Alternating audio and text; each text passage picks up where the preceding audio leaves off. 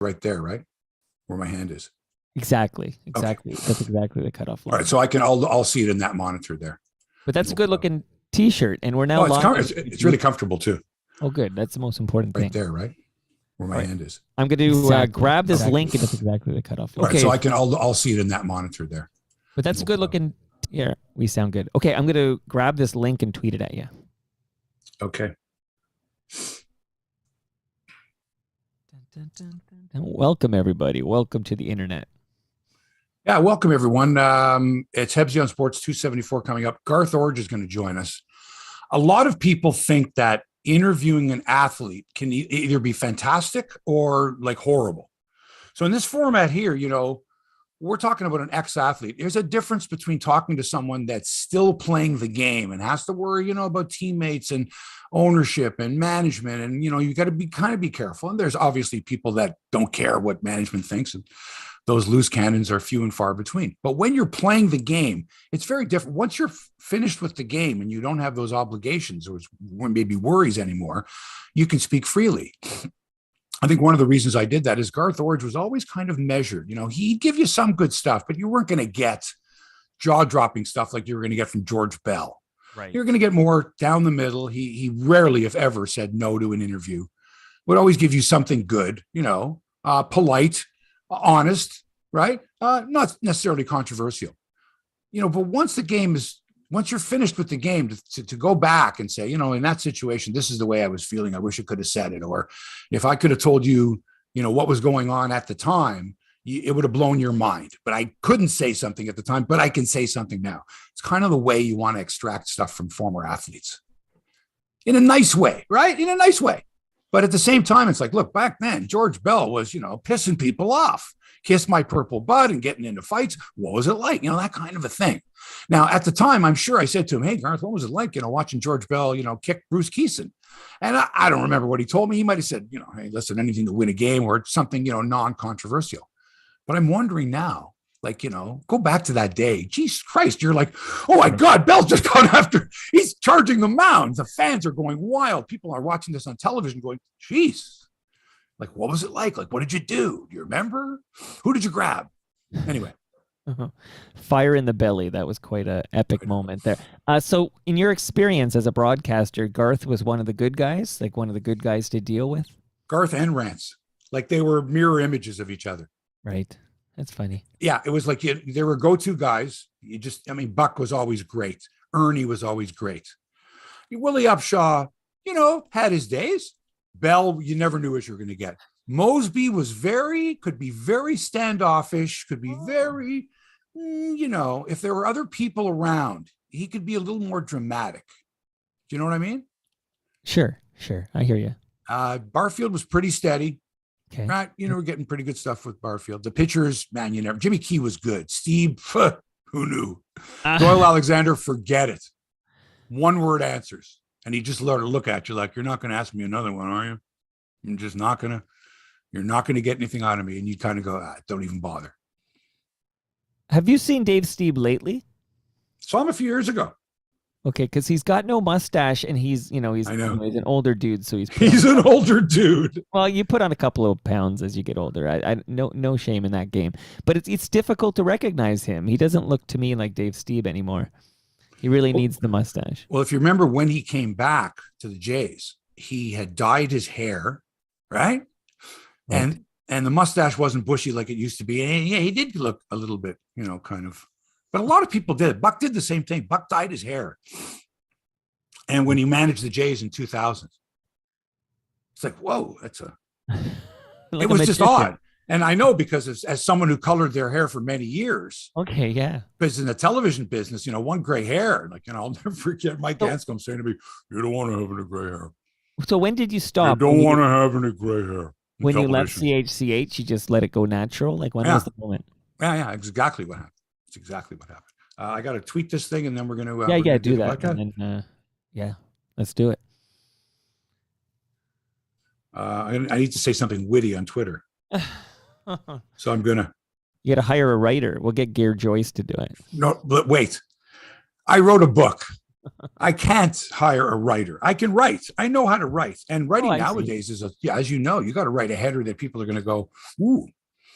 Right. You gotta be able to write to draw people to your material, right? To your if you're the greatest content producers in the world, if they can't write a headline, right, it's like it's not going to get people to see the content. So Hebsy, all that energy and trying to come up with something witty, and what you came up with was "We love you." We do. Loyalty is a big thing, and Mike, you know that more than anyone in the podcast business. It's all about loyalty. People want to come back and hear your next show. They want to hear what you have to say. And, unless you do something to really piss them off, you've got them for however long you're going to do your show. Right? Yeah, I hear you. You're providing entertainment for people. Are you ready to be doing that? Show? What's that?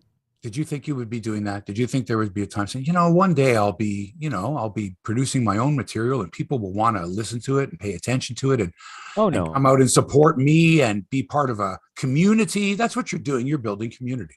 One day Mike Wilner would call you up and say, "Can you be my guest on my Toronto Star podcast?" I had never imagined. So. Okay. Are we ready to go with the big podcast here? It's 9 a.m. Yeah, I'm ready to rock. Here we go. Let's rock. Let's go.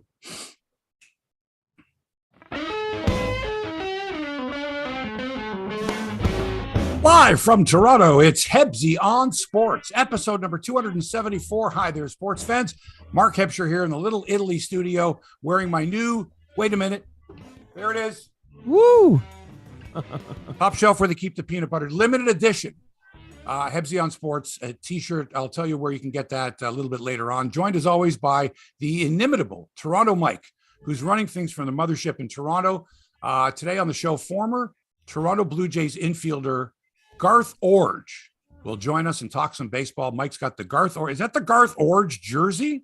This is the George Bell jersey. Oh, you didn't have to say that, man. You could say 16 on the back and we go, oh, that's Garth Iorg. Oh, man, that's a beauty, an absolute beauty that Mike is wearing. If you're watching this, there he is, number 11. All right. So Garth is going to join us and talk some baseball in about a half an hour from now. And if ever there was a year where I wanted to see the Toronto Blue Jays up close, it would be 2022.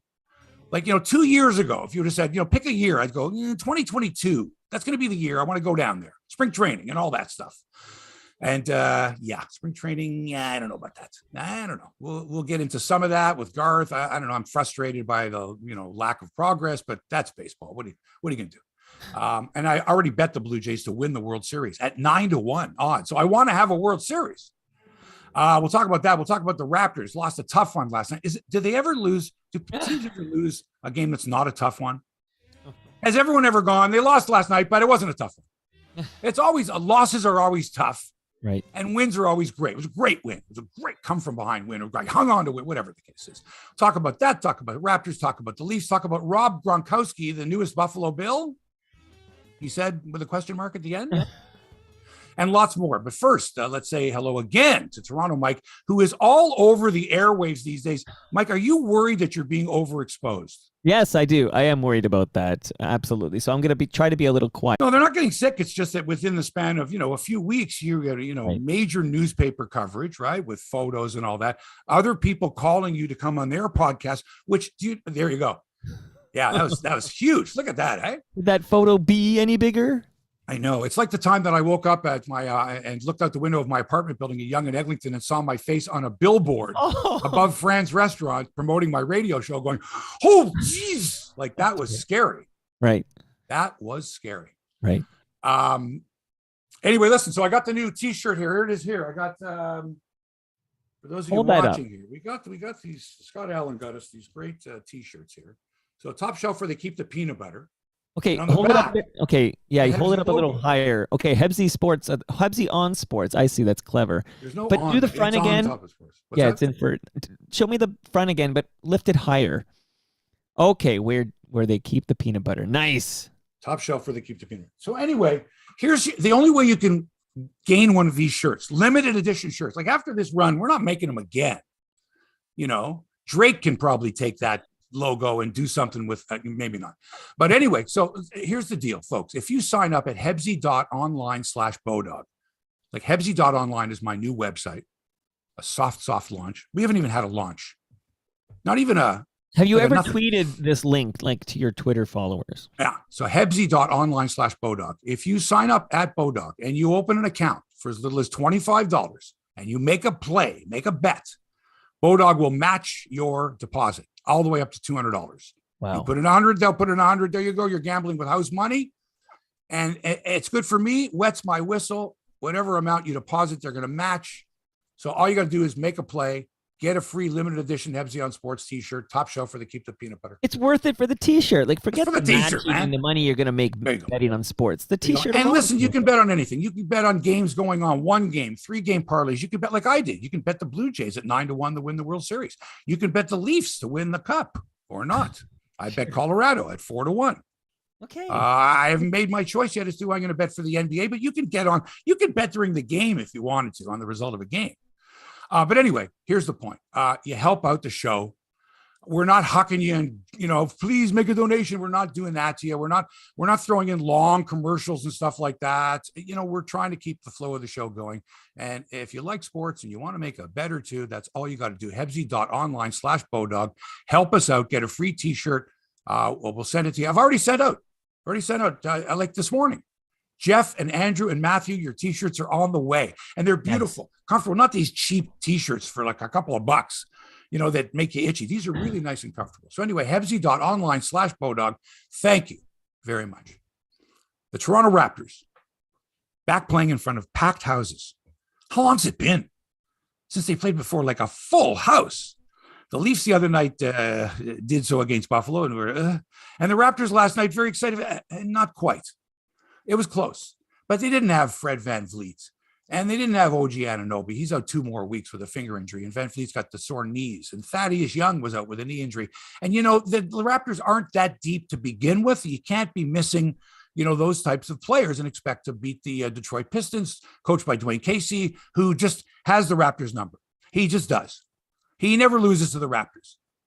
6 in a row against the Raptors. Wow. They could put 5 stick men out there, and Casey would find a way to get them to beat the Raptors and get Nick Nurse ejected. Remember, Nurse was Casey's assistant. Casey knows Nick Nurse. He knows that.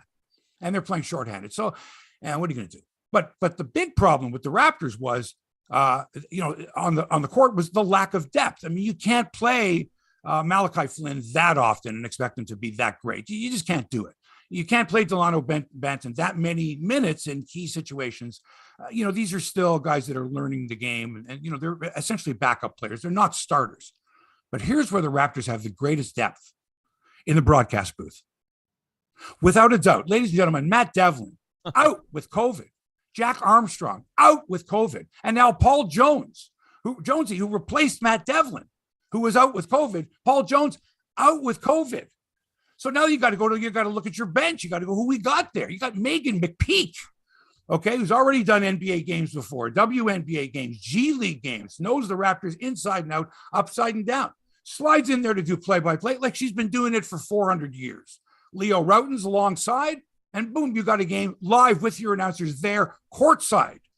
Not calling it off a monitor, not trying to figure out what's going on from 1,000 miles away. It was beautiful. You got Kayla Gray on the floor. You got Kia Nurse and Kate Burness, having some fun. And, it was good. It was a good broadcast. I wish the Raptors would have won. But like I said, Dwane Casey, that since Casey left the Raptors to go to Detroit, he's 9-3 against Toronto. And every time the Raptors were the better team. Every time.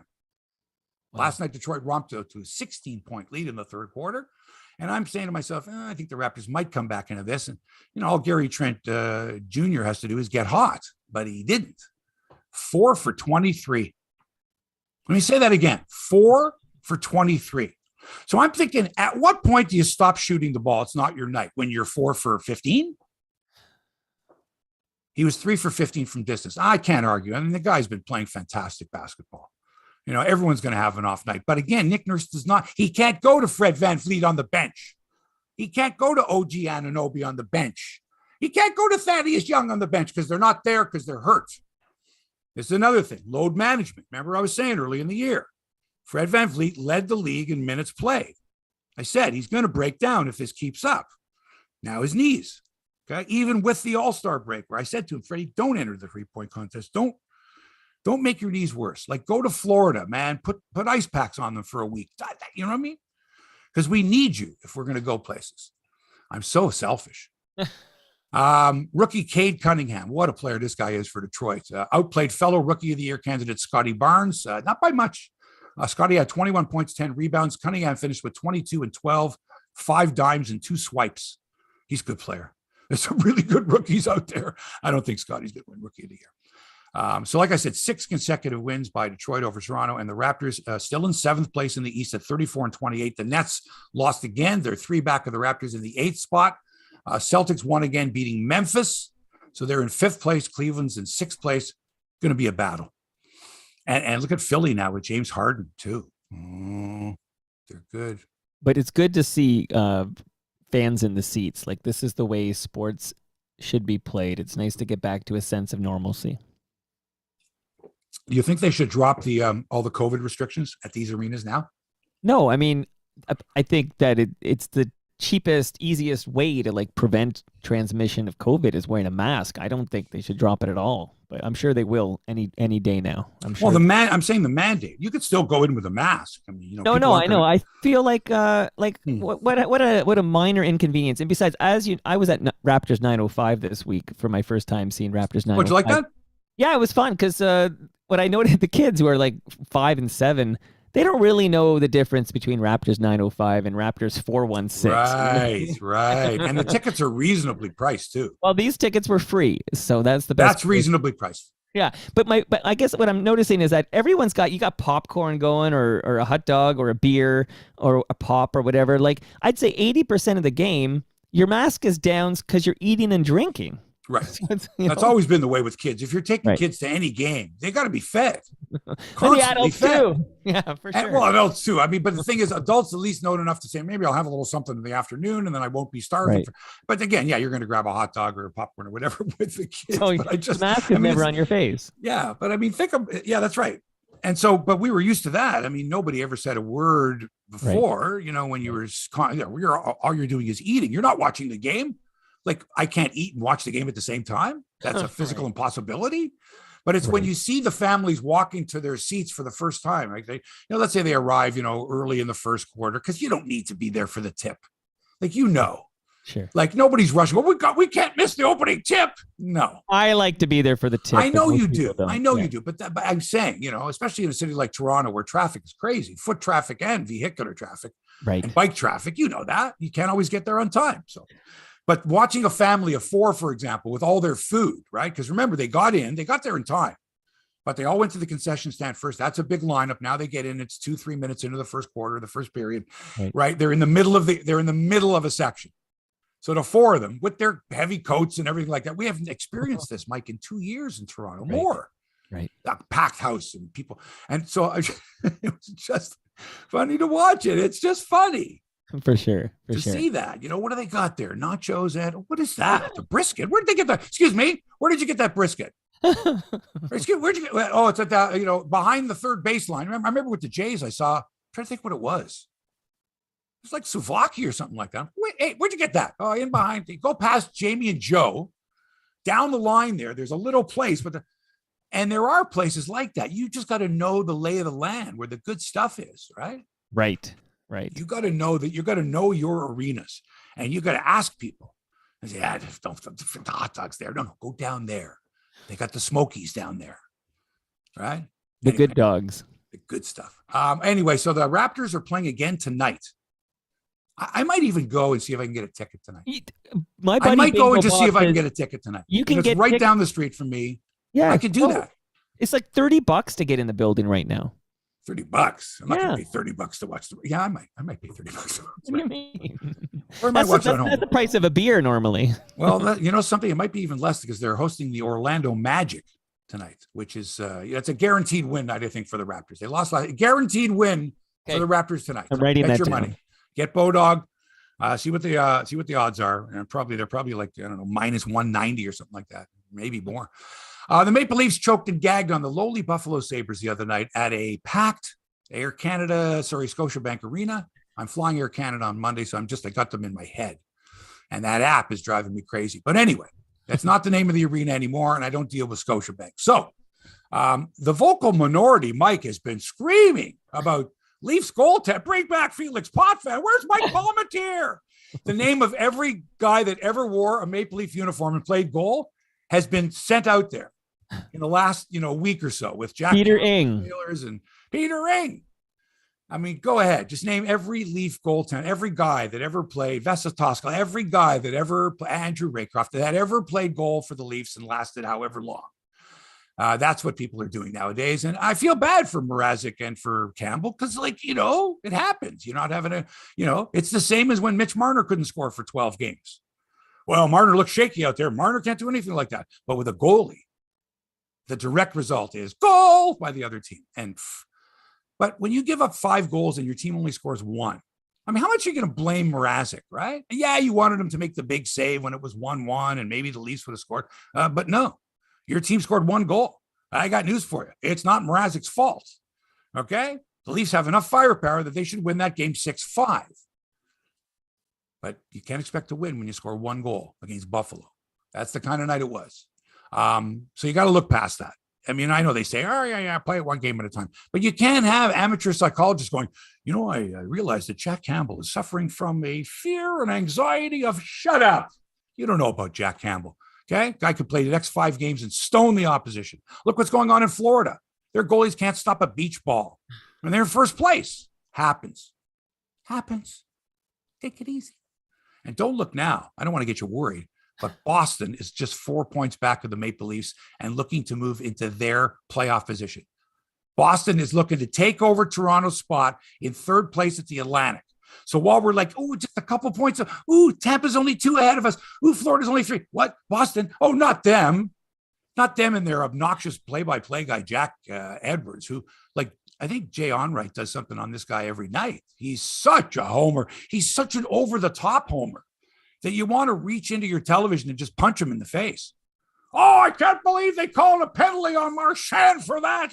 Because there's homerism, and I get it. And then there's just over-the-top ridiculous, like the other team doesn't even exist homerism. So that first category, homerism, that would be like Joe Bowen. Well, I think Joe might be, certainly not at the level of Jack Edwards. That's not even close. But Joe might be a little above that line. Right, where he put a little more into it because that's who Joe is. Then, and I haven't listened to enough local radio play-by-play guys, to know. But Rick Jenneret when he was that's Sabres. Sure, you're going to have that. Right, and if you're a fan of a particular team, whenever you listen to a visiting team's, the visiting team's home broadcasters, you're not going to like what you hear. You're just not. That's all that's all there is to it. I mean, try it sometimes. Tune into the visiting team's broadcast and listen, go, what game are they watching while you're watching, just flip the audio, right. Just turn down, I'm not saying turn off Chris Cuthbert and Craig Simpson or anything like that. That's not my suggestion at all. But, back in the day, we always turned down the sound on the TV and turned Tom Cheek and Jerry Howarth on. Always. Right. And it didn't matter who was doing play-by-play on television. It didn't matter if it was Rob Faulds or Rod Black or Jim Houston or Buck Martinez. It didn't matter. Fergie Oliver. That's right. Fergie Oliver. It didn't matter. Brian Williams. It mattered not. I wanted to hear the guy that did every game, every inning was there. I wanted to hear Tom Cheek's call of the game. And I'll match the pictures to it. Now, it seems like digital cable ruined that, though, because prior to digital cable, they seem to sync up. Like, I feel like I would throw on CJCL and they absolutely did. TV. But now with digital cable, there's delays on the television broadcast by even if it's like 7 seconds, it ruins everything. There is a way to do it. There is a way through the I don't want to get into the specific. Okay, but not because terrestrial radio you can't pause, That's right? That's right. Yeah, I don't want to get into the specificity. I like how the sausage is made, but that's for another. That's for the after show. No, but I think, Mike, I mentioned to you there is a way now, even with digital, that you can sync up the audio broadcast. Wouldn't be the radio version of it. It would be another audio feed. Yeah, the streaming, MLB streaming, and it's great. It's terrific, and it's very entertaining to listen to. Sometimes maybe if you don't like the broadcaster. I'm just saying, let's say you don't like the particular broadcaster's call. There's something annoying about a broadcaster. And we all have those broadcasters. There are Get out of here, ball. Get out. I'm not. I'm just saying. Some people like it. Some people don't like it. Some people hate it. Some people love it. There she goes. Loves it. Up and away. Right? Dave Van Horn. Hooking. Beautiful. Hooking. There you go. There you go. There you go. Where was I? The Maple Leafs. Oh, baby. And Boston 4 back of the Leafs. Yikes. So tomorrow night at the arena in Toronto, the crowd should be lively, masked up perhaps, some and some not, as the Leafs host the Vancouver Canucks.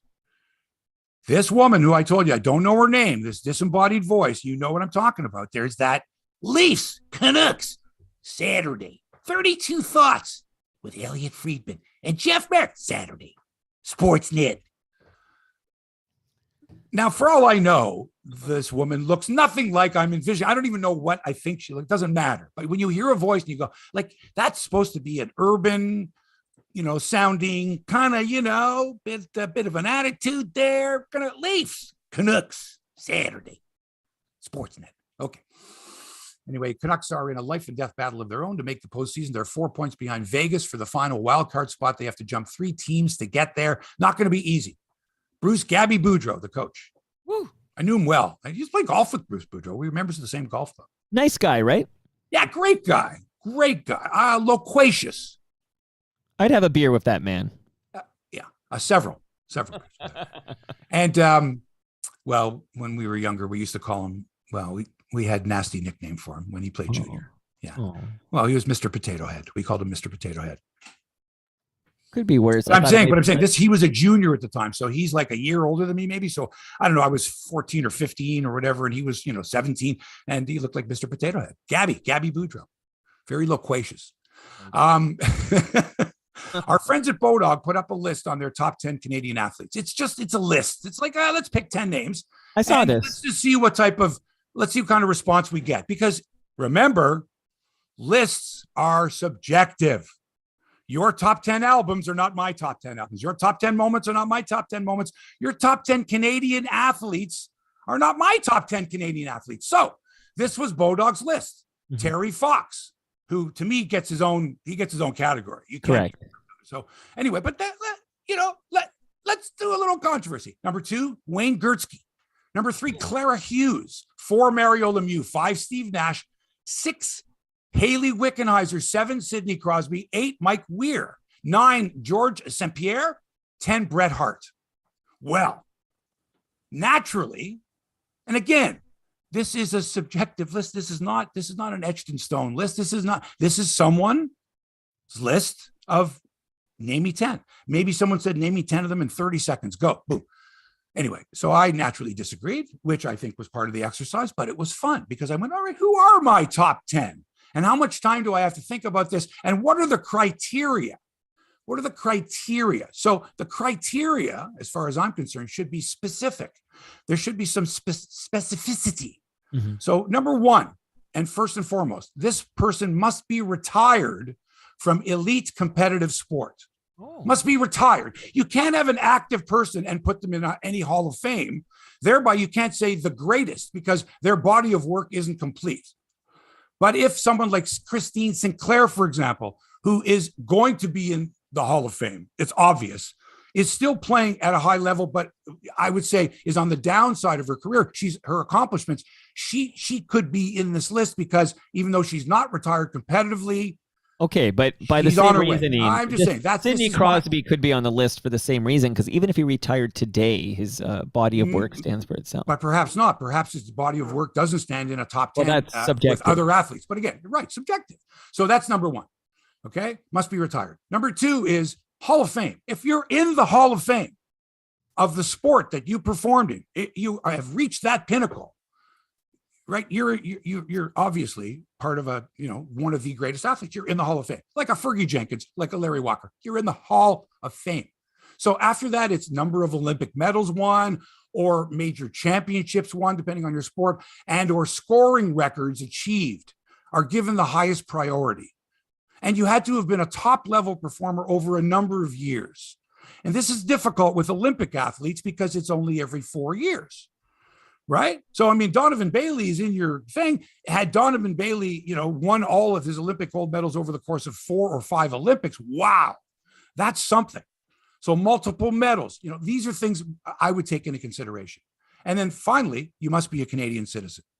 You could be a dual citizen like Lennox Lewis, but you have to be a Canadian citizen. If you gave up your citizenship, or you were not ever a Canadian citizen, or you don't plan on being a Canadian citizen, like Stephen Ames eventually became a Canadian citizen, I guess because he married a woman from Calgary, these are discussions to have.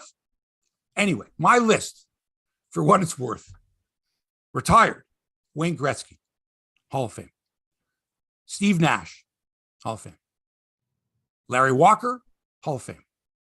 Clara Hughes, only athlete in history, athlete, not Canadian, only athlete in history to win multiple medals at the Winter and Summer Games.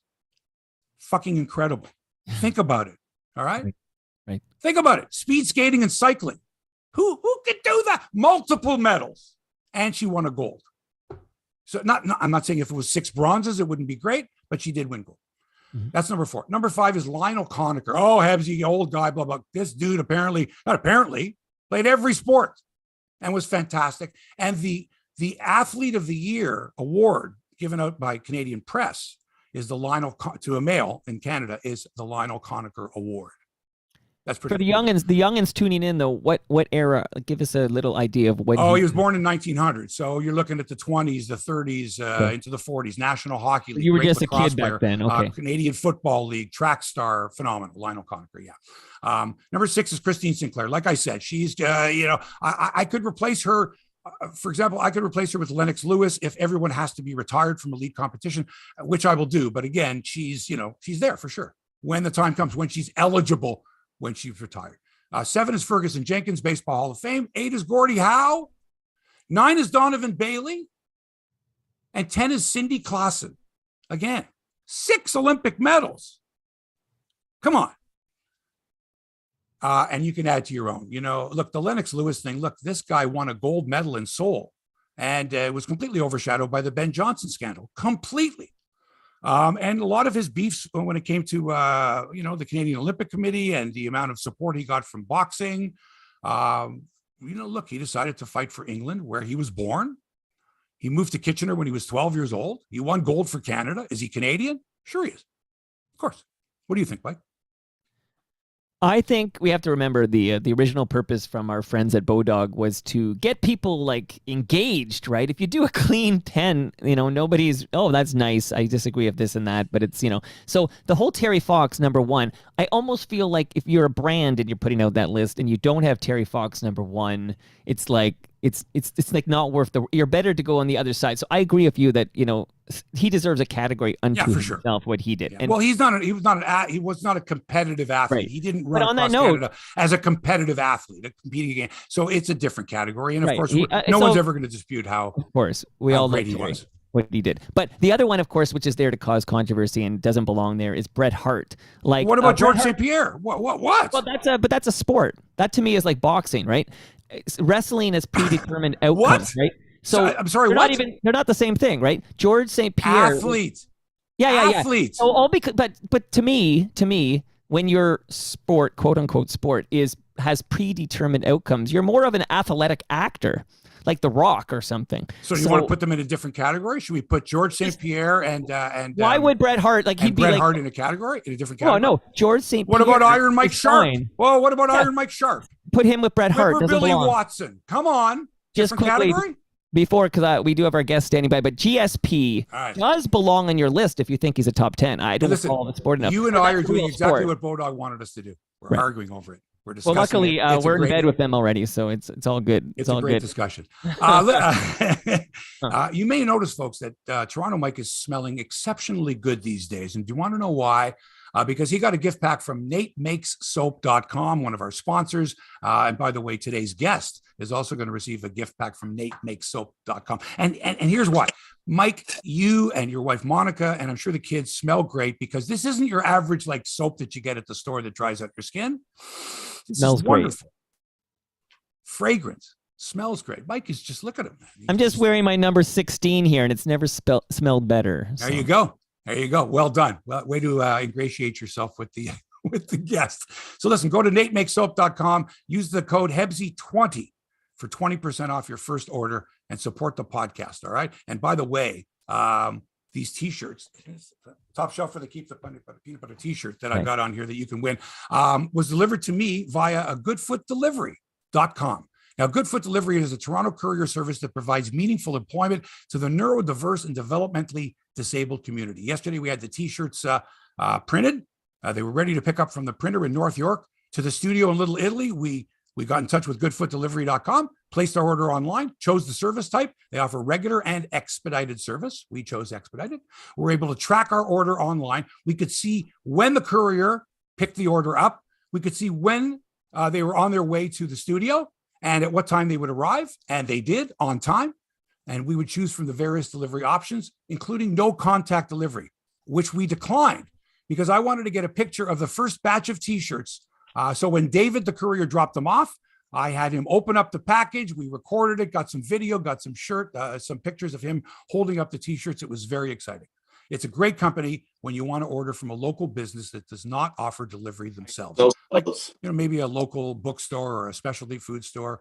With Goodfoot Delivery, you can have anything delivered affordably and reliably. And the folks at GoodfootDelivery.com are offering you 50% off any of their delivery services. Don't overpay for delivery. Go to GoodfootDelivery.com, enter the promo code Hebsy50 for 50% off your first 2 deliveries. And you can have something delivered for as little as $4 and help support a local charitable organization.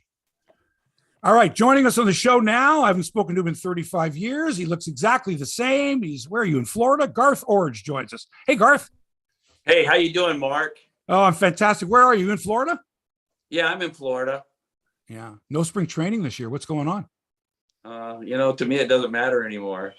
Come on, don't say that.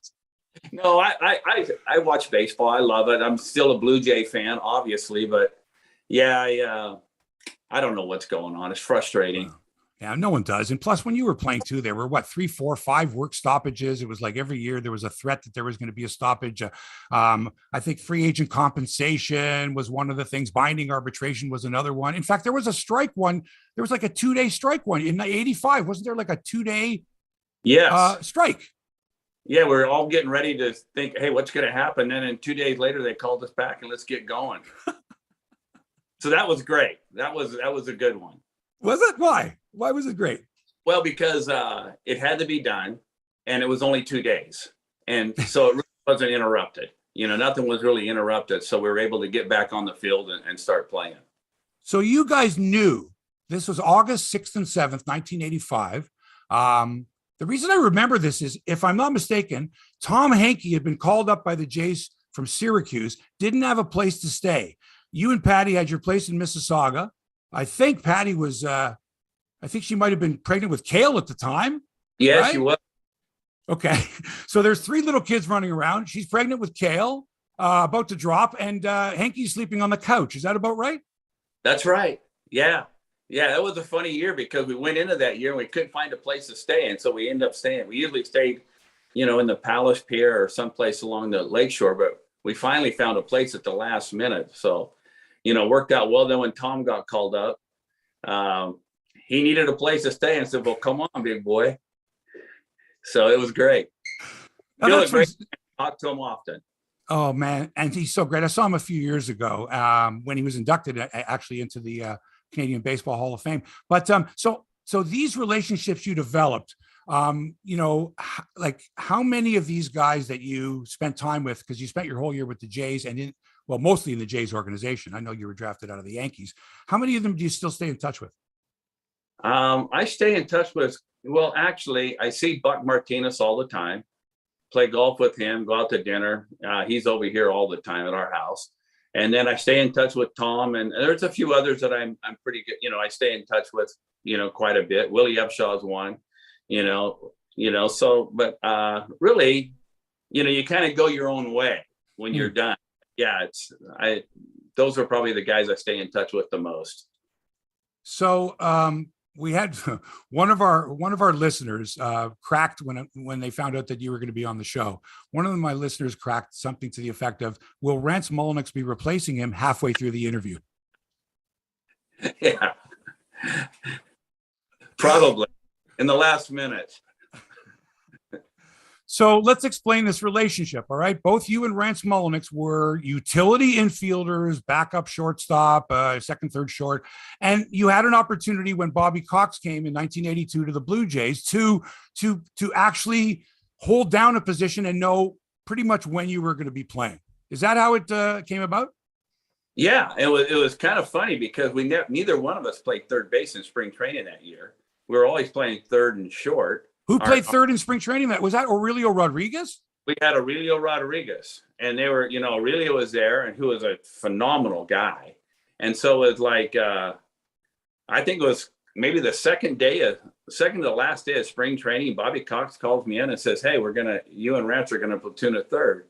And I said, "Well, we never played third, but opening day, I think we were playing in Boston, and it was just like, holy cow, this is weird, but it was, it turned out to be a great thing. It was a fun thing. It worked well for the Jays. It worked well for me and Rance. Did you know Rance before that?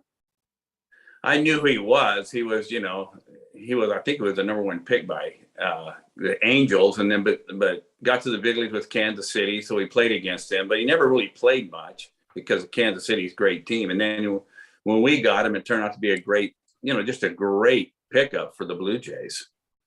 I don't think people realize how similar you two guys were, and maybe became even closer because of the fact that you knew exactly when you were playing. And instead of being jealous, no, I should have more playing time, you knew that if it was a right-handed pitcher starting, that Rance was going to start. If it was a lefty, you were going to start. And if there was a pinch hitting opportunity later in the game, you were going to replace him, lefty, righty, that type of a thing there. So, but you guys are similar in that you have the same interests, right? Yeah. We golf, we fish, we have a lot of fun together. We actually worked in the Blue Jay minor league organization, just had a tremendous time together when he was a hitting guy and I was roving around as the infield guy. And it was so much fun. We had him, Ernie Whit, and Bill. Yeah, Ernie. So everyone knew what the Jays lineup was, like that 85 season. In fact, for a number of seasons, I'm thinking it was Willie at first, it was Damo at second, it was Tony at short, it was you or Rance, it was Bell, Barfield, Mosby, it was Ernie or Buck. Right. For a number of years. How many years was it that what was the stretch there where it was pretty much that lineup? Probably 6, possibly 7 years. 82, 83, 84, 85, 86, 87. Yeah. It was a lot of fun. It was a lot, because we pinched hit, so you got your games, you always played both of us played about 130 something games a year, and it worked out really well. And so, let's see here. I want to go to Detroit. Your first major league game was also Willie Upshaw's first major league game. Because I remember I asked Willie about it at the Robbie Alabar golf tournament a few years ago. And he says, yeah, that was my first game against Jack Billingham. And I'm thinking, I think that was Garth's first game too. Do you remember that? I do.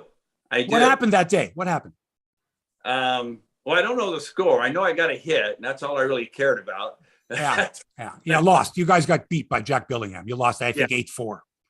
That was But how did you find out? Like, is this going to be your first major league game? Like, what preceded that?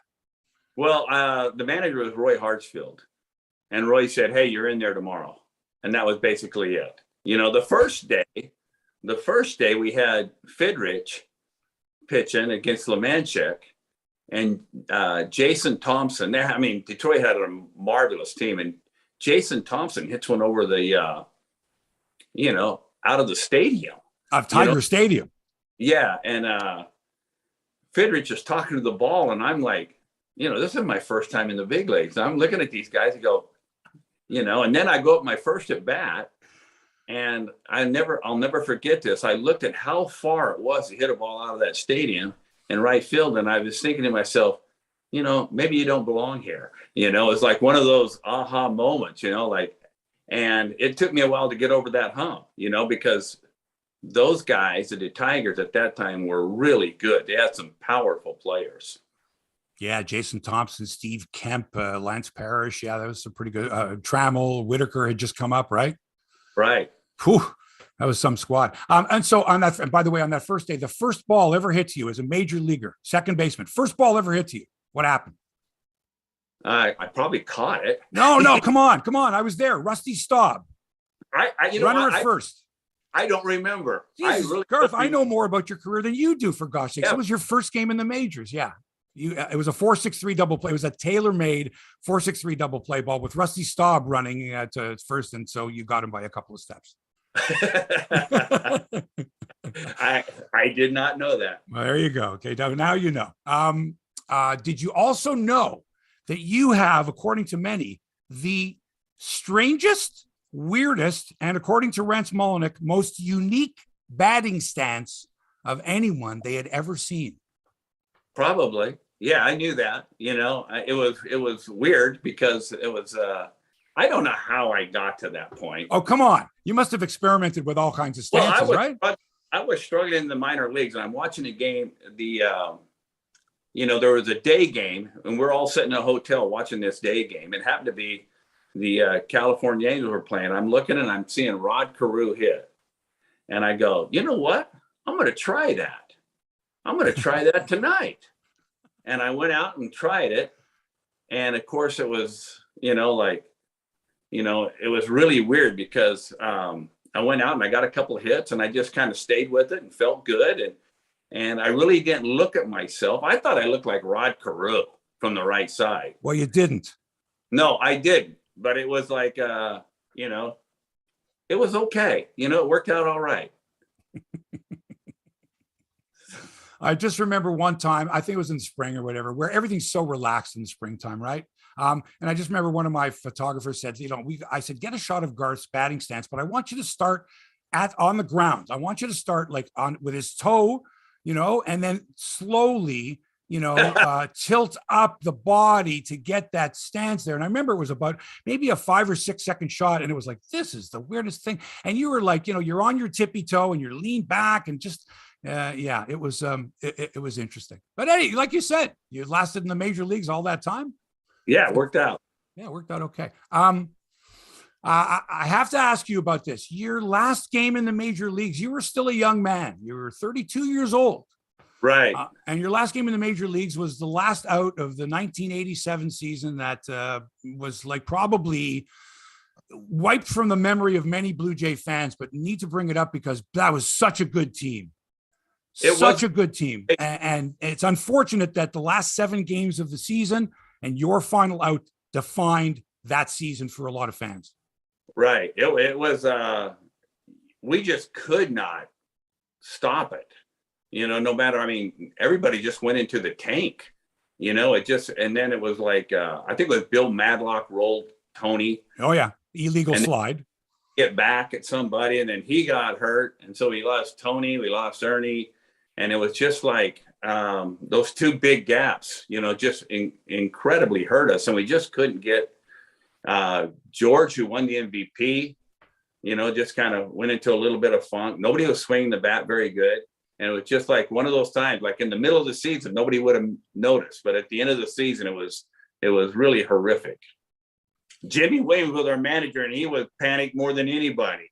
It's just like the coaching staff was on edge. Pat Gillick was on edge. Well, what do you mean when you say that Jimmy? Jimmy was only, it's 86. So that was Jimmy's second year as the manager.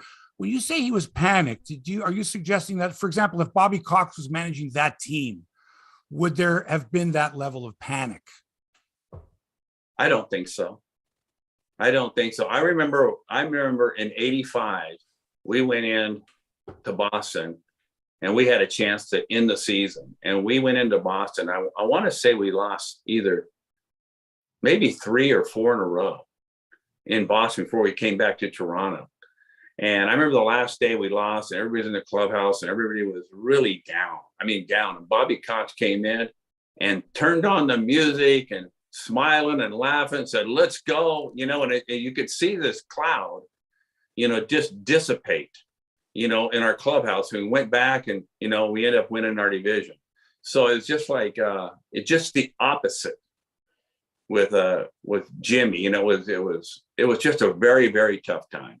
And I like Jimmy. I mean, it's not like I thought Jimmy was a bad man, or just a tough situation for everybody.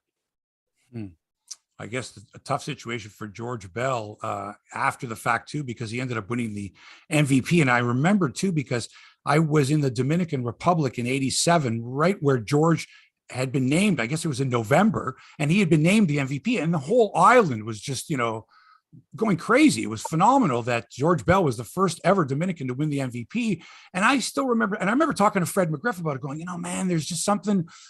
Well, he won the MVP, but boy, he just down the stretch, the whole team, and of course he was expected to do a lot, just didn't do the job.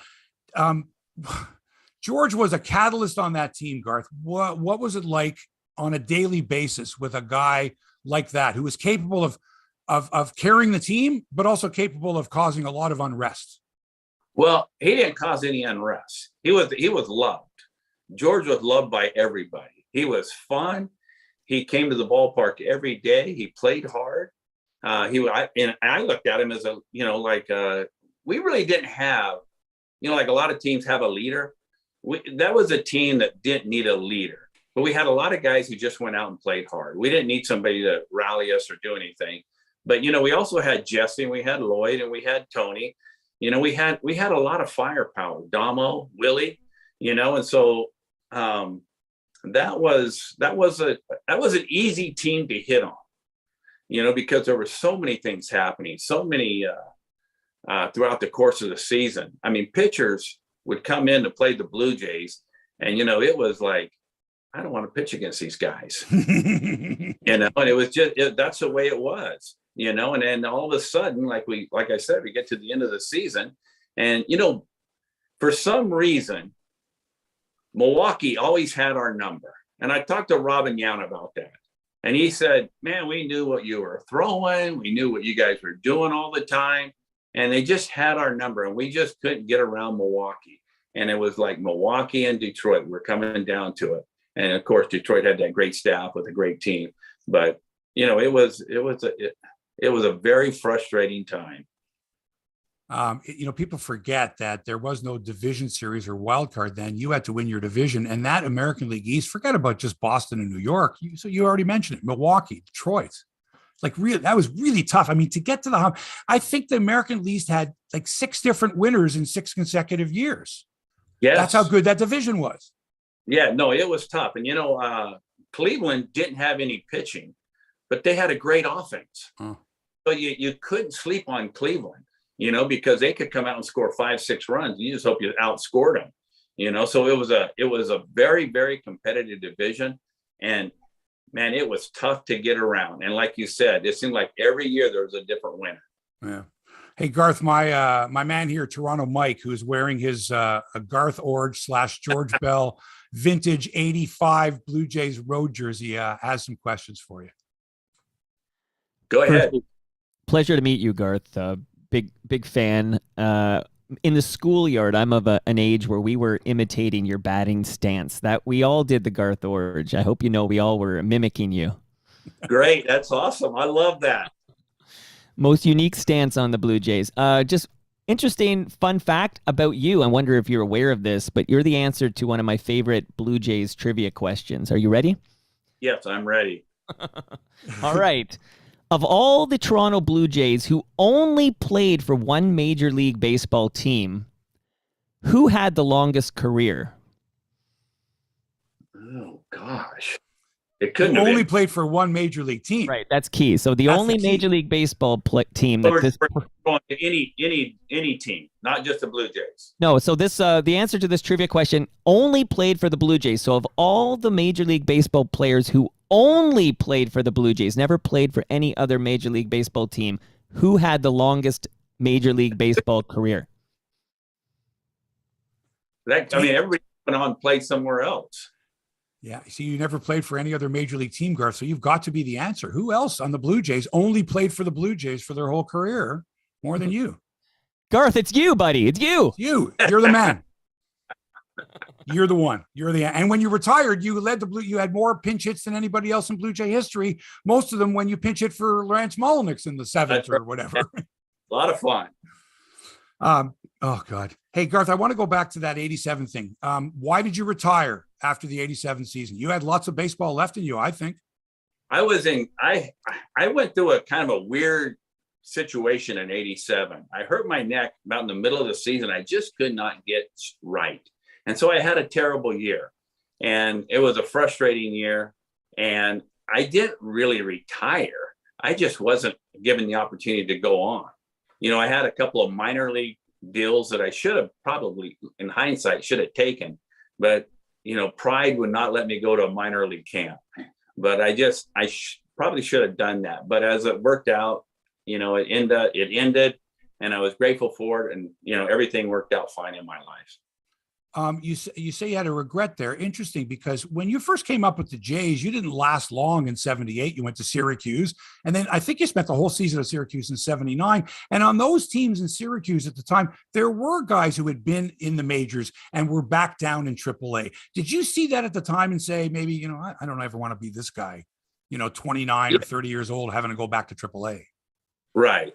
I did not want to do that. And there were guys who literally, and even when I managed AAA for the Blue Jays, we had guys on our team that are, were 32, 33 years old, playing for the Blue and playing in AAA. And they were, we just called them mercenaries. They just went around from team to team to team, and I said, ooh, I don't want to be any part of that. Right. So where did you end up going after your major league career? Well, I had a business that I started in Northern California. It was a structural steel business, and I had that to fall back on. And then that was going well, and I sold it. And about the time I sold it, the Blue Jays said, "We'd love to have you come back and coach." Who called you? It was Pat Gillick. Nice. So I went back and I went back and coached and stayed with them, and then got back to the major leagues, right. Coach. And then when J.P. Ricciardi came in, he ended up firing us all, which was fine. And then I opened up when I was managing in Knoxville, we ended up moving to Knoxville, Tennessee, because it was so beautiful. And so my kids ended up going to Knoxville. I had a son go to University of Tennessee. Uh-huh. And after that, I opened up a facility there. And then I ended up selling it. And then about that time, the Brewers called me and said, "Would you want to come in and work for the Brewers?" So I did that. It was just, one thing after another. When one thing fell, another thing happened. It was great. Who called you from the Brewers? Gordash. Of course. There you go. Yeah, Gordash. So I went back and stayed with them and ended up getting to the big leagues and being on a couple of really nice teams there in Milwaukee. So it was a lot of fun. That's great. Now, wait a second. So, Garth, you met Gordash when I met Gordash. He was a member of the grounds crew at Exhibition Stadium. Yes. And he became a GM. I mean, and I don't think people really realize what this guy did. I mean, went back to school, got his education, worked his tail off. And, I thought he did a good job. He did. I really think, this is one of the funny things, but when Buck Martinez was managing there and I was coaching, I thought we were putting in things in place to get back to championship team. And, new ownership took over. And I don't want to mention names, but, new manager. Come on, you can mention names now. You're retired from all that. But they came in and they changed everything. They hired JP, and JP had, oh my gosh, it was like 180. From what we were doing. And I just ever thought that would ever work, what he was thinking about doing. And it, obviously it didn't work out, but, I think they're doing some great things now. It's a fun team to watch today. So they're back on track. Nice. Life's good for you? Oh, fantastic. Yeah, fantastic. I read that, I guess a little over a year ago, your dad died, who I had met. I had met in 85 with your brother Lee, and because you and Dane were playing against each other in the championship series. And your dad has, is this right, 62 grandchildren? Yeah, probably does. Grandchildren and great-grandchildren. Wow, yeah. Man. Yeah, my mom and dad, they were phenomenal. They were great. And they had, we had a big extended family. So it's a lot of fun. And I'm really close with both my brothers. So we see each other all the time. And so you're close. Are they living in Florida as well, or? No, one lives in Denver. Dane lives in Salt Lake. And so it's, but we get together. We're fly fishermen. I fish. I live on the water here. Got a couple of boats. Oh, man. And so we go around different parts of the United States and fly fish. So it's a lot of fun. That's fantastic. Fantastic. And your children all grown now. And one is Canadian born, and Cade's Canadian born. He's the only one? Yeah. He was born in Oakville, Oh. during the 85. And it was a great year. And Kale's been in fact, Kale played for the Canadian Right. team. He played shortstop for him, and he was undergoing serious arm surgery at the time, but he wanted to play for Canada, and he went and played. It was so much fun. I was so proud of him. It was so fun to see the Canadian. I got the hat, I got the uniform. Joey Votto was a good friend of mine. So, Joey took really good care of Kale. So it was a lot of fun. Oh, that's fantastic. That's absolutely awesome. It's been so many years, but at the same time, you spent so many years in Toronto that I think you ingratiated yourself certainly in the Blue Jay community. And with the last 2 years with COVID and everything, will there be an opportunity for you to come back up here? I mean, look, I had tickets for all the games down in Dunedin this spring. I'm leaving on Monday, and there isn't going to be any action at the ballpark. So will we see you in amongst the Blue Jays? I hope so. I was doing some stuff for the Blue Jays, before COVID hit. And so it was a lot of fun. I really enjoy going back to Toronto. I love seeing the people. I love, being associated with the team. I love the team. I mean, I love their team today. I think they have really hit on something great. And I think it's a fun team to watch. And again, if I was a pitcher on another team, I would not want to pitch against the Blue Jays. Oh man, here we can just hardly wait. And the fact that, remember, the Jays haven't been playing. I mean, they only played a handful of games in Toronto last year. They were in Buffalo. They were in Dunedin down there. People are just chomping at the bit. We don't want to miss the best years of Bo and Vladdy and all these great players. Garth, it was so much fun reminiscing, man. It was just wonderful. Well, thanks for having me. I had a great time. Thank you. Garth, could I slip in one more question here? Okay. Yeah, go ahead. He's got more trivia.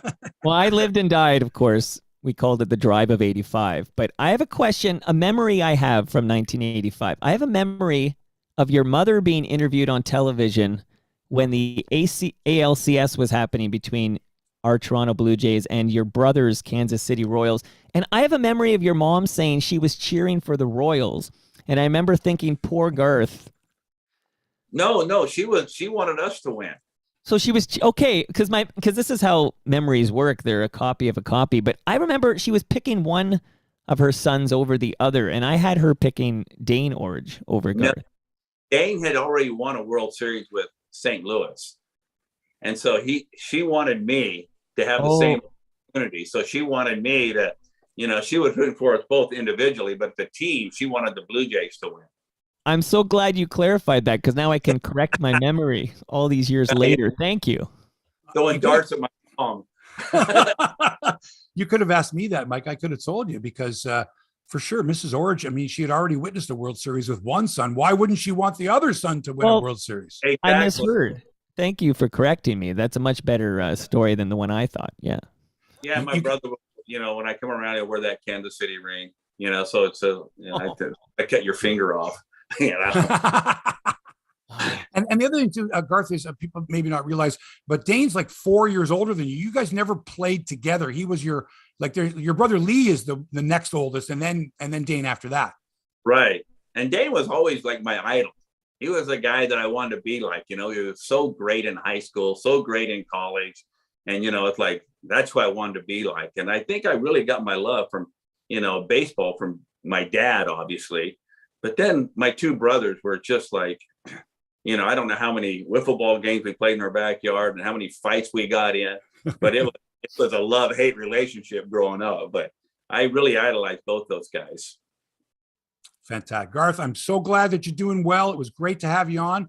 My regards to Patty. I haven't seen her in 35 years or so either. And I'm glad that things are working out. And look, I'm going to be down there. Maybe we'll run into each other. I got some soap for you. I got a t-shirt, and maybe we can connect. It was fantastic talking to you. All right. Thanks, Mark. Thanks for having me, guys. You are so welcome. That's Garth Iorg, ladies and gentlemen. Played his entire career with the Toronto Blue Jays.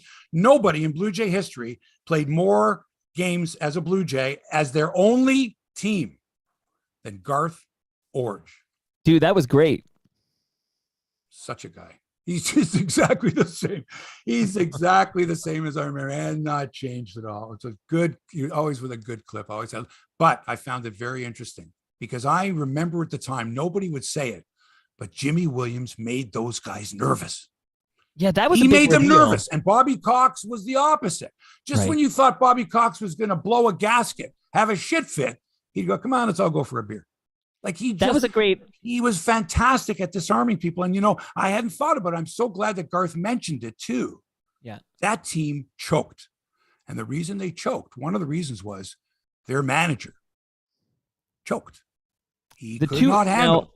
I just recently revisited this. So the two injuries we talked about. So Tony goes down, Ernie goes down, right? And then you had an MVP season from George Bell where he tried to do too much maybe, but he went Well, that's what they were saying. He was he went 4 for 44 down the stretch, like literally couldn't hit. Well, and once he stopped hitting, Well, we didn't bring up the fact that I don't believe Garth had a hit in September. Right. And most of August. I didn't even count it up, and I didn't want to bring it up, but but like he had said, he had a neck injury and all that, but you could tell that, man, he just couldn't do anything. That last out against Frank Tanana, which was painful. I can still see it, a dribbler, like a dribbler to the mound. I almost went there, and then I said, well, let's keep this happy. That Tanana, like underhanded, like you would in softball, and Garth is running as fast as he can. That was it. That was his last major league at bat. That was it. He didn't get an offer. Well, he told us, that he had gotten an offer to go to AAA and maybe should have, but still, there you go. Conversation. Loved it, buddy. Yeah. And George, listen, and I kind of knew about George. You see, the thing is that everybody kind of wanted to let you believe that George was a shit disturber. And he was intentionally, right? To the media, to give that indication. Right. But amongst his teammates, I mean, are you kidding? They all wanted George as a teammate. Who wouldn't want George Bell as a teammate? Guy would run through a wall. Exactly. Anyway, and I didn't even get a chance to ask him about the karate kick, but I'm going to have that on next week's show. Okay. The karate kick on next week's show. Good. Okay, so there you go. That's Garth Iorg right there. Didn't even get a chance to ask him about the rule changes that Major League Baseball wants to implement, banning the shift, a pitch clock, and oversized bases. That's what the owners want. It can't begin before the 2024 season unless the union agrees. Major League Baseball wants those rules to go into effect in 2023. So banning the shift. What do you think, Mike? That's a tough one. I do hate the shift passionately. I still remember, I think I first saw it come out for Carlos Delgado or something, and I remember thinking, like, this is bullshit. Like, it's like these hits that would be surefire singles like a couple of years earlier were suddenly easy outs. I don't like the shift. What do you think? It's easy to ban the shift, and here's why. The same reason that if in football you have to have a certain number of men on the offensive line, right? If you don't have a certain number of men on the offensive line, it's a penalty. Okay. You can do the same thing with defense. Okay. You must have 2 players to the left of second base and 2 infielders and 2 infielders to the right of second. That's it. Outfield, you can shift your brains out. I don't care. Right. But you cannot have, that's just it. So same thing, same as in football, same as in hockey, offside, however you want to see. Same in soccer, offside. You can't have someone over there. Yeah. To keep you honest. Here. Sure. There you go. So I'm okay with that. Pitch clock. Sure, go ahead and implement it. They try it in tennis. They try to do it in tennis sometimes. Nadal takes every single second of that clock, and they give him a couple seconds. Oversized bases is the best idea of them all. Idea of them all. Where do they have to be, little? Especially when you see guys slide and then they slide past the base and then they have to reach back for the base. Make it big. Make it something you can hug. Maybe not huge like that, but make the bases bigger. The other thing is that when you're running to first base full speed, it's not like you're playing softball with the kids and they got that orange base that goes into foul territory that the runner runs across. Bag. Yeah, we have it in slow pitch too. Right. But that's not a bad idea, is it? All right. Instead of, the guy, I'm trying to get my left foot on the bag while the first baseman's got his foot on the bag. I'm going to spike him. I'm going to twist my ankle. I'm going to do all that. I'm going to slide into the bag. Anyway, I'm okay with that. So let's make it oversized bases, and maybe these two sides will get back together again and make a decision. The fact that they canceled the first week of the regular season is nuts. They've already told teams, just forget. They don't care about April. The owners, they know that they're not making money in April and even May. The owners are prepared to spend April and May not having games so that the union will capitulate. They're still trying to break the union. Still trying to break them. Well, I think that's the goal here, and that they won't stop until they do break the union. It's always the goal. Get comfy. This is going to go a while. Mike, the goal of the owners has always been to break the union in every sport, to weaken the union the way the NHLPA was weakened, right? Oh, we don't know what to do. We don't know. Oh, we know we're only making 58% of our salary. What are we going to do? Okay, right. We'll give in some concessions. No, baseball, I tell you, the Baseball Players Association is not giving in. This is going to be a long one. I'm sorry to say. Football, the Buffalo Bills are interested in signing former Patriots and Buccaneers tight end and Buffalo native Rob Gronkowski. Okay, Gronk. The Bills spoke with the tight end last offseason before he re-signed with the Bucs on a one-year deal. And since it looks like Tom Brady not coming back, where is Mr. Gronkowski going to go? He's not going to stay in Tampa, is he? He's a free agent. Buffalo with Josh Allen. It's a natural move. It's going to happen. Future Hall of Famer, Josh Allen, and they need a tight end, the Bills. Nothing against Dawson Knox, but he's no Rob Gronkowski. Bills next year, Super Bowl. Meanwhile, the NFL and NFLPA have suspended all COVID-19 protocols, becoming the first major North American sports league to do so. After nearly 2 years of restrictions, 0 missed games, and 4 known hospitalizations, the NFL is back to normal. The league cited encouraging trends regarding the prevalence and severity of COVID-19, evolving guidance from the CDC, that's the Center for Disease Control, and changes to state laws as reasons for the change. Yep. Mike, how long before other leagues follow suit and drop their COVID-19 protocols? Any minute now. I think that people are ready to learn to live with this thing and move on. It's happening. It's happening. You can sense it in the air, everybody. Even people who were like completely like afraid and locked down suddenly are going out to the keg for dinner and stuff. Like I've noticed a complete shift in the mentality of everybody, especially Americans. 100% capacity now. So we're just starting to feel it here in Toronto. Right. But others have felt this for a long time. Right. Freedom. In golf, Rory McIlroy leads after the opening round at Bay Hill in Orlando, Florida. That's the Arnold Palmer Invitational. He shot a 7 under 65. Adam Svensson from BC, who finished in a tie for 9th at the Honda Classic last week, shot a 2 under par 70. He's the top Canadian. And you know, they love showing bloopers in golf. The Hebsy Awards many years ago, you'd have the occasional golf one, a pro hitting it into the water, stubbing a drive or something to that effect, right? But now it's just easy for people to find the blooper and just run the hell out of it, right? And this is the other thing. You show something, you show it once, show it twice, whatever. But now it just seems that whoever edits the highlights on these shows on TSN and Sportsnet, they have to show it like 4 or 6 times. They have to. Right? As if, I get it. Okay. And usually after the 3rd time, that's enough. Okay. There it is. Oh, look. So they show world number 1, John Rahm, missing a 10-inch putt. Like he stubbed it. He went to make that kind of, and then he decelerated and it only went like 3 inches. But they showed it like 4 times. Like, come on. So think about it. He goes to stroke it. He kind of decelerates. He only taps it a couple of inches.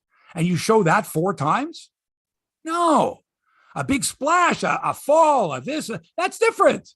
Right. But to show that would be like, showing a guy, pushing his cards into the middle of a poker table 4 times. Right. You know what it's like? It's like showing, okay, this guy won the batting title, batting 336. But look, here he is striking out on 3 pitches. No, not even that, but showing that the third, showing it 4 times. The strikeout pitch, right? The 3rd strike, 4 times from 4 different angles. And in this case here, it was anyway. So they show that. Then they show Corey Connors topping a 3-wood from the fairway into the water, which we've all done. We've all said, "Oh, I can hit that 3-wood over the water," and then you hit the top of it. It bounces 50 yards and goes into the drink. And they show that. So it's like, oh yeah, let's show professional golfers screwing up, right? And it's okay. I get it, but you don't have to show it 4 times. Another guy flies his greenside bunker shot into the grandstand. So it's like, how many times can you show a hole in one? How many times can you show a 30-foot putt? How many times can you show somebody holding out? Right? It happens all the time. But just give me one guy to scull his bunker shot, and we'll show that 15 times. You right? Because it's abnormal for pros. So you have to pick those things out because it's like in the NBA. How many times can I see a guy hit a three and another three and a dunk? Right. Right? Show me something different. Show me the dog running on the court. Yeah. Right.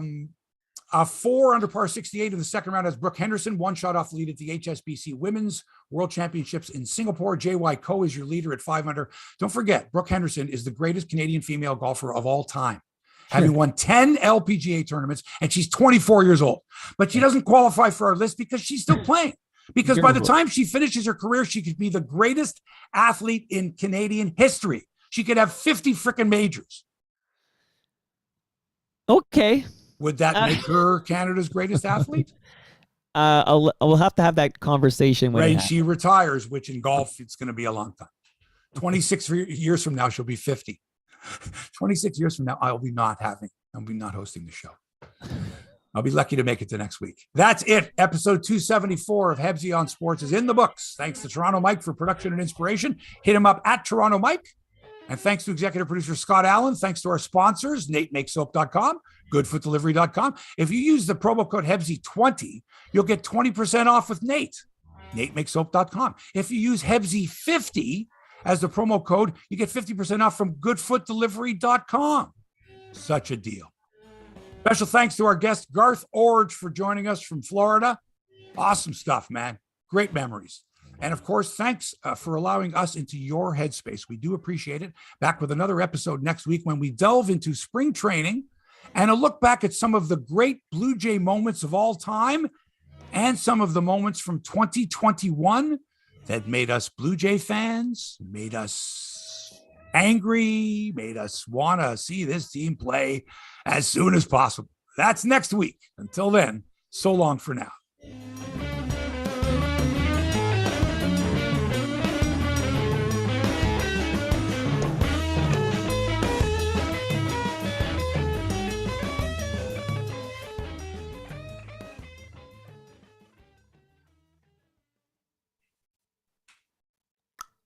Nice. All right. Farewell to the live viewers on Hebsy's YouTube channel. Thank you. Don't forget, Bodog. And just to be clear, Hebsy.online/Bodog.